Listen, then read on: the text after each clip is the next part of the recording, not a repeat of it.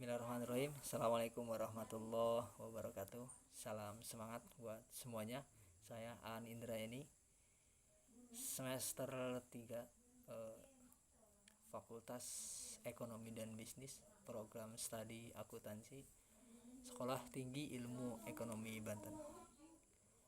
Baik, pada kesempatan kali ini ada beberapa yang ingin saya sampaikan terkait laporan keuangan dan analisanya suatu perusahaan. Ketika berbicara laporan keuangan suatu perusahaan, tentu ada banyak berbagai macam laporan di suatu perusahaan. Ketika kita dikaji lagi laporan-laporan tersebut banyak, akan tetapi pada kesempatan kali ini saya akan menyampaikan tentang laporan keuangan horizontal dan vertikal. Analisa laporan keuangan adalah elemen penting yang tidak bisa dipisahkan dari perusahaan. Hal ini karena analisa laporan keuangan menjadi salah satu dasar untuk mengambil keputusan strategis pada bisnis. Di sisi lain,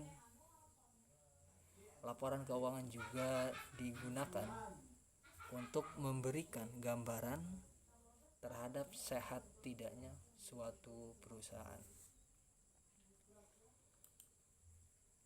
Laporan keuangan umumnya terdiri atas laporan laba rugi, neraca, perubahan modal, dan juga arus kas.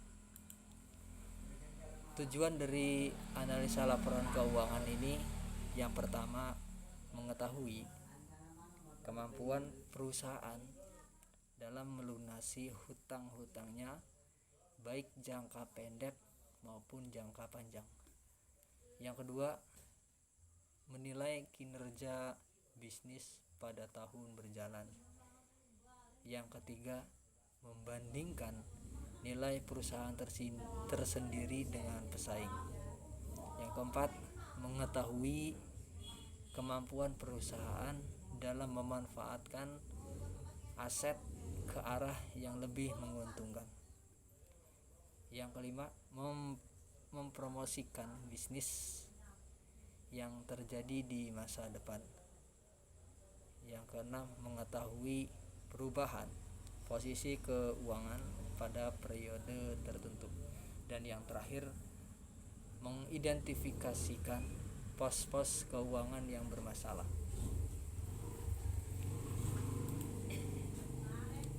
Baik, langsung saja kita langsung ke contoh soal.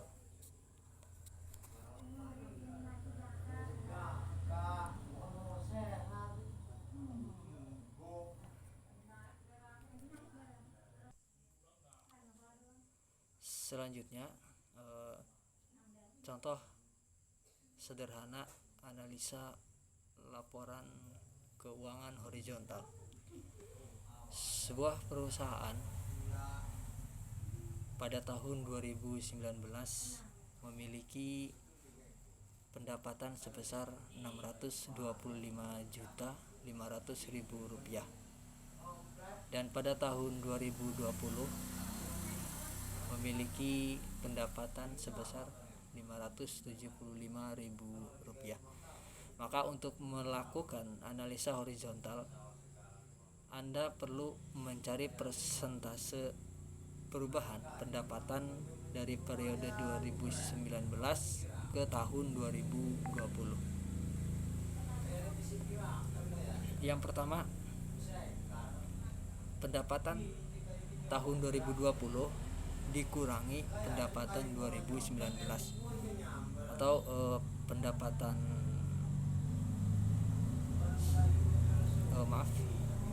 2020 dikurangi pendapatan 2019. Contoh kecil, Rp625.500.000 yaitu pendapatan 2020 dan dikurangi pendapatan 2019 sebesar 575 juta rupiah. Maka dalam persentase horizontal ini terdapat 8,78%. Maka terdapat merupakan pendapatan sebesar 8,78% ini dari tahun 2019 ke tahun 2020 melalui persentase ini. Bisa dilihat penyebab adanya penurunan dari persentase pos-pos lain perbandingan laporan periode sebelumnya. Analisis vertikal digunakan dengan membandingkan pos-pos keuangan yang berbeda pada satu laporan keuangan yang sama di satu periode yang sama. Oleh karena itu, analisis vertikal sering disebut juga sebagai metode analisis statis. Adapun yang termasuk ke dalam analisis laporan keuangan vertikal adalah sebagai berikut. Yang pertama, analisis common sense. Analisis common sense adalah analisis yang membandingkan pos-pos laporan keuangan dengan menggunakan persentase dalam satu periode tertentu. Laporan yang dianalisis biasanya adalah laporan laba, rugi, dan neraca. Untuk laporan laba rugi dinyatakan sebagai persentase di mana setiap akun barisnya dibagi dengan pendapatan. Sedangkan pada laporan neraca setiap akun dibandingkan dengan total aset. Yang kedua ada analisis break even atau analisis titik impas, adalah analisis yang digunakan untuk menentukan tingkat pendapatan yang harus dicapai oleh perusahaan.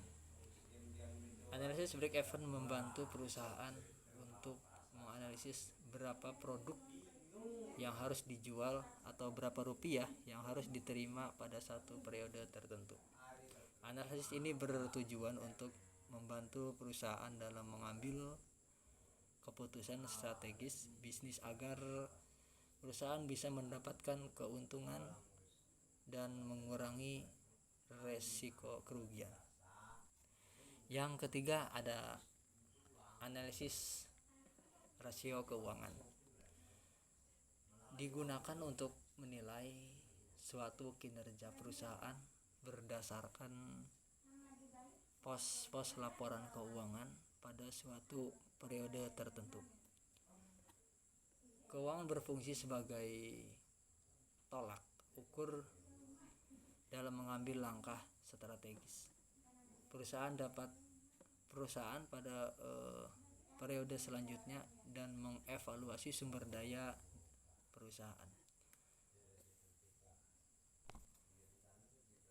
Berikutnya contoh sederhana dari analisis laporan keuangan vertikal.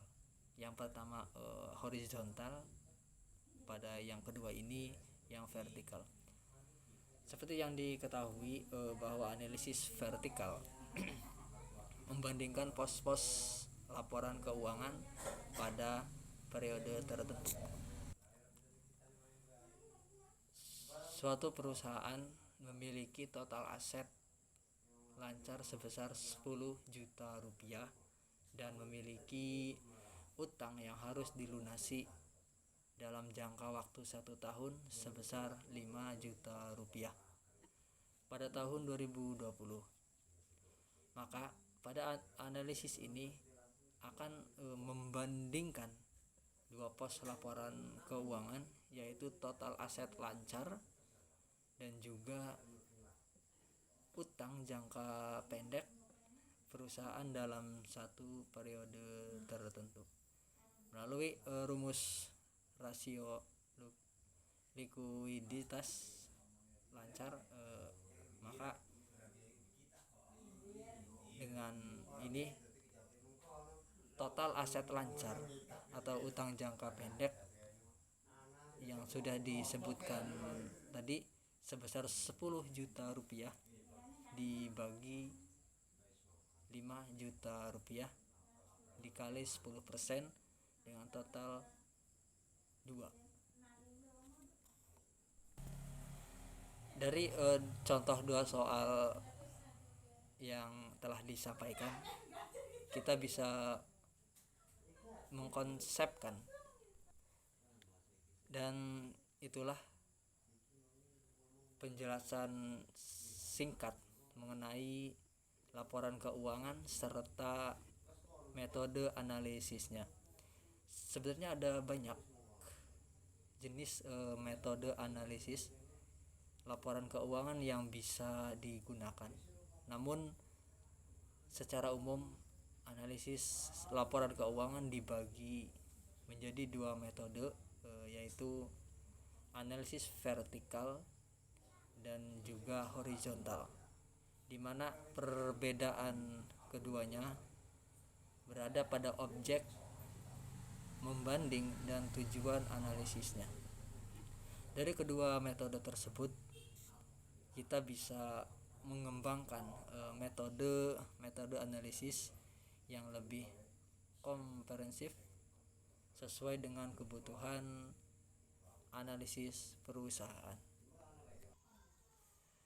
Mungkin itu saja yang bisa saya sampaikan terkait laporan keuangan perusahaan dari analisis metode vertikal juga horizontal.